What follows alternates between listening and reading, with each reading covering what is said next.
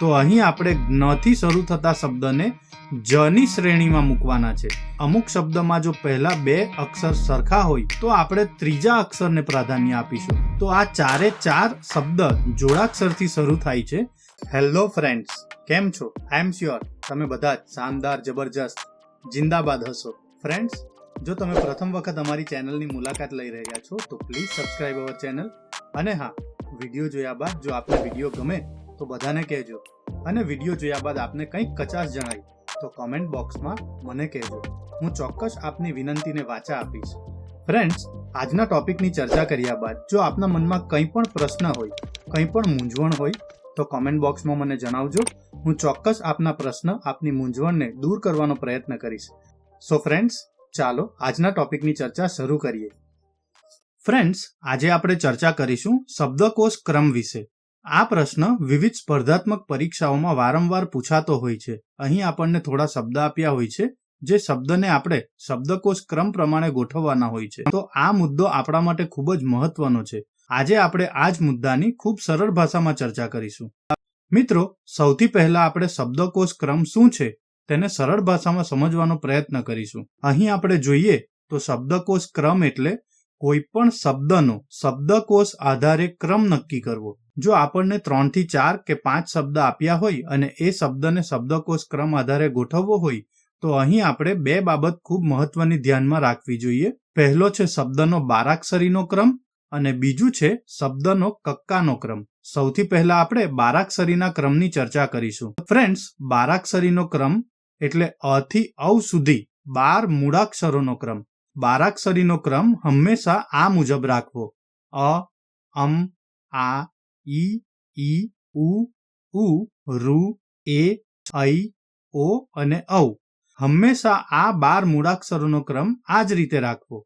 અહીં આપણે અ થી શરૂ કરીને ઔ સુધીનો ક્રમ હંમેશા જાળવી રાખવો. આપણને અહીં ઉદાહરણ સ્વરૂપે 5 શબ્દો આપ્યા છે: આકાશ, ઉપદેશ, અંગૂઠો, ઈશ્વર અને અનિમેષ. આ 5 શબ્દોનો આપણે શબ્દકોશ ક્રમ નક્કી કરવો હોય તો આપણે ઉપર આપેલા બારાક્ષરીના ક્રમ પ્રમાણે જ આ શબ્દોને ક્રમ આપવા. અહીં આપણે જોઈએ તો સૌથી પહેલો શબ્દ આવશે અનિમેષ, ત્યારબાદ અંગૂઠો, ત્યારબાદ આકાશ, ત્યારબાદ ઈશ્વર અને અંતે ઉપદેશ. તો ફ્રેન્ડ્સ, આ રીતે આપણે હંમેશા બારાક્ષરીનો ક્રમ ધ્યાનમાં રાખવો જોઈએ. ત્યારબાદ આપણે ચર્ચા કરીશું કક્કાવારીના ક્રમ વિશે. કક્કાવારીનો ક્રમ એટલે ક થી હ સુધી 31 મૂળાક્ષરોનો ક્રમ. અહીં આપણે કક્કાવારીનો ક્રમ હંમેશા નીચે મુજબ જ રાખવો. અહીં આપણે ક, ખ, ગ, ઘ થી શરૂ કરી સ, શ અને હ સુધીનો ક્રમ જાળવવો. અહીં કક્કાવારીમાં શ અને જ્ઞ અક્ષરની આપણે ચર્ચા પછી કરીશું. અહીં આપણે ક થી હ સુધીના ક્રમને ખાસ જાળવી રાખવો. અહીં આપણને ઉદાહરણ સ્વરૂપે 4 શબ્દ આપ્યા છે: હરણ, રમત, પવન અને કમળ. આ શબ્દને આપણે જ્યારે કક્કાવારીના ક્રમ પ્રમાણે ગોઠવીએ તો સૌથી પહેલા કમળ આવશે, ત્યારબાદ પવન આવશે, ત્યારબાદ રમત આવશે અને અંતે હરણ આવશે. હવે આપણે કક્કાવારી અને બારાક્ષરીને એક સાથે જોડીને જોઈએ કે કઈ રીતે શબ્દનો શબ્દકોશ ક્રમ નક્કી કરવો. અહીં આપણે જોઈએ તો ક થી હ સુધીના અક્ષરોનો બારાક્ષરીનો ક્રમ નીચે મુજબ રાખવો: ક, ત્યારબાદ કમ, ત્યારબાદ કા, કામ, કી, કિમ, કી, કિમ, કુ, કુમ. અહીં આપણે ક થી ક્ર સુધીનો ક્રમ ખાસ જાળવી રાખવો. અહીં આપણને ઉદાહરણ સ્વરૂપે કિંમત, કુટુંબ, કોડિયું, કિલ્લોલ અને કમળ આટલા શબ્દો આપ્યા છે. જો આ શબ્દને આપણે બારાક્ષરી ક્રમ પ્રમાણે ગોઠવવા હોય તો સૌથી પહેલા કમળ આવશે, ત્યારબાદ કિલ્લો આવશે, ત્યારબાદ કિંમત આવશે, ત્યારબાદ કુટુંબ આવશે, ત્યારબાદ કોડિયું આવશે. તો ફ્રેન્ડ્સ, અહીં આપણે ઉપર દર્શાવેલા શબ્દોના આધારે બારાક્ષરીનો ક્રમ ખૂબ કાળજીપૂર્વક વાપરવો. હવે આપણે જોઈશું અલગ અલગ નિયમ જે આપણે શબ્દકોશ ક્રમ જાળવતી વખતે ધ્યાનમાં રાખવાના છે. સૌથી પહેલા આપણે જોઈએ તો અ થી હ સુધીના અક્ષરોનો ક્રમ જાળવવો. અહીં આપણને ઉદાહરણ સ્વરૂપે હરણ, અસહ્ય, ઈશ્વર અને કમળ આટલા શબ્દો આપ્યા છે. આ શબ્દને જ્યારે આપણે શબ્દકોશ ક્રમ પ્રમાણે ગોઠવીશું તો સૌથી પહેલા બારાક્ષરી આવશે અને ત્યારબાદ કક્કાવારી પ્રમાણે શબ્દનો ક્રમ આવશે. એટલે કે અહીં પહેલો શબ્દ આવશે અસહ્ય, ત્યારબાદ આવશે ઈશ્વર, ત્યારબાદ કમળ અને અંતે હરણ. અહીં આપણે જોઈએ તો અ અને ઈ એ બારાક્ષરીના ક્રમમાં છે, ત્યારબાદ આપણે કક્કાવારીના ક્રમ પ્રમાણે ક અને હ નો ઉપયોગ કર્યો છે. તો આ રીતે સૌથી પહેલા બારાક્ષરી અને ત્યારબાદ કક્કાના ક્રમ પ્રમાણે આપણે શબ્દોને ગોઠવવાના જ રહ્યા. ત્યારબાદ આપણે જોઈએ તો કોઈ પણ 4 કે 5 શબ્દોમાં જો પહેલો અક્ષર સમાન હોય તો આપણે હંમેશા બીજા અક્ષરને પ્રાધાન્ય આપવું. અહીં આપણે ઉદાહરણ સ્વરૂપે જોઈએ તો અજગર, અસહ્ય, અત્તર અને અહિંસા આ ચારેય શબ્દમાં પહેલો અક્ષર અ છે, તો આપણે અહીં પહેલાની બદલે બીજા અક્ષરને પ્રાધાન્ય આપવું. એટલે કે જ્યારે આપણે આ 4 શબ્દોને શબ્દકોશ ક્રમમાં ગોઠવીશું ત્યારે આપણે સૌથી પહેલા અજગરને મૂકીશું, ત્યારબાદ અત્તરને, ત્યારબાદ અસહ્યને અને અંતે અહિંસા. આ 4 શબ્દને આપણે આ રીતે ગોઠવીશું. અહીં આપણે જોઈએ તો બીજો અક્ષર જ, ત, સ અને હ. આ રીતે આપણે બીજા અક્ષરને પ્રાધાન્ય આપ્યું છે.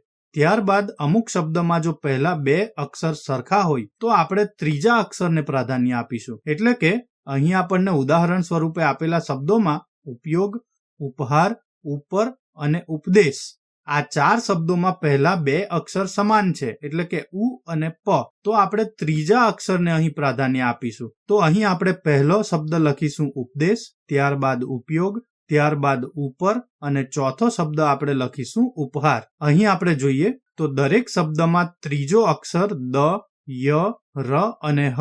આ રીતે આપણે ત્રીજા અક્ષરને પ્રાધાન્ય આપ્યું છે. તો આપણે અહીં એ બાબત ખાસ ધ્યાન રાખવી કે જો કોઈ પણ શબ્દમાં પહેલા 2 અક્ષર સમાન હોય તો ત્રીજા અક્ષરને આપણે ધ્યાનમાં લેવું. જો પહેલા અક્ષર સમાન હોય તો બીજા અક્ષરને ધ્યાનમાં લેવું. અને જો પહેલા અક્ષર બધા શબ્દમાં અલગ અલગ હોય તો આપણે સૌથી પહેલા બારાક્ષરી અને ત્યારબાદ કક્કાવારીના ક્રમ પ્રમાણે શબ્દને ગોઠવીશું.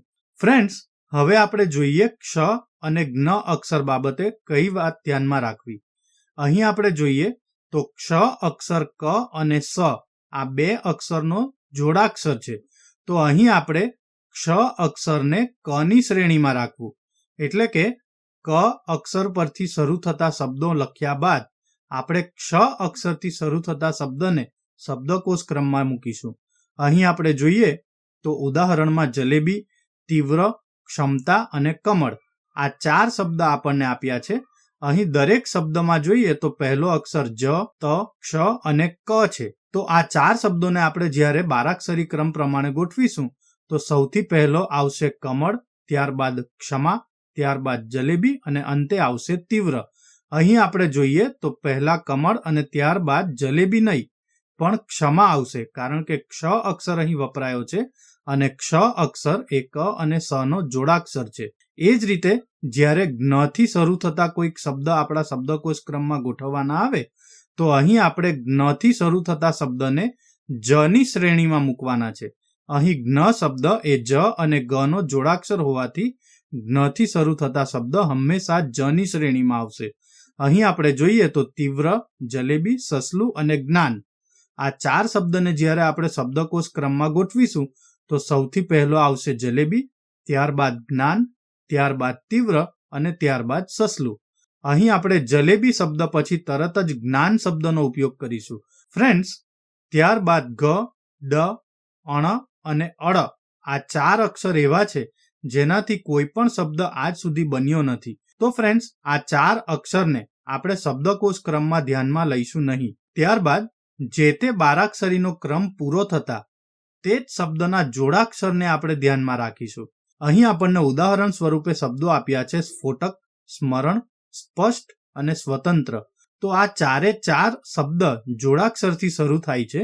તો એમાં આપણે પહેલા અક્ષર બાદ જે બીજો અક્ષર છે તેને પ્રાધાન્ય આપવાનું છે. આ 4 શબ્દને જ્યારે આપણે શબ્દકોશ ક્રમમાં ગોઠવીશું તો પહેલો આવશે સ્પષ્ટ, ત્યારબાદ સ્ફોટક, ત્યારબાદ સ્મરણ અને અંતે સ્વતંત્ર. તો ફ્રેન્ડ્સ, આ નિયમને આપણે ખાસ ધ્યાનમાં રાખવું. અને અંતે એ અને ઓ જેવા સ્વરોનો શબ્દકોશ ક્રમ એ અને ઓ પ્રમાણે જ નક્કી થાય છે. તો અહીં આપણે આ બાબત પણ ખાસ ધ્યાનમાં રાખવી. સો ફ્રેન્ડ્સ, હું આશા રાખું છું કે શબ્દકોશ ક્રમ અંગે આજે જે માહિતી મેં તમને આપી એ ચોક્કસ તમને પરીક્ષામાં ઉપયોગી થશે. હવે આપની સ્ક્રીન પર સ્વાધ્યાય રૂપે અમુક પ્રશ્નો આવશે. આપે સ્વાધ્યાય રૂપે આ પ્રશ્નોના જવાબ આપની નોટબુકમાં ચોક્કસ લખવાના છે. Thank you very much. So friends, હું આશા રાખું છું કે આજે જે માહિતી મેં આપને આપી તે આપને ગમી હશે. જો આપ ઈચ્છો છો કે હું બીજા પણ આવા ટોપિક પર વિડીયો બનાવતો રહું તો પ્લીઝ કમેન્ટ બોક્સમાં એ ટોપિકના ટાઇટલ મને જણાવજો. હું ચોક્કસ એ ટોપિક પર આપની સાથે ચર્ચા કરીશ. Thank you very much and best luck for your exams.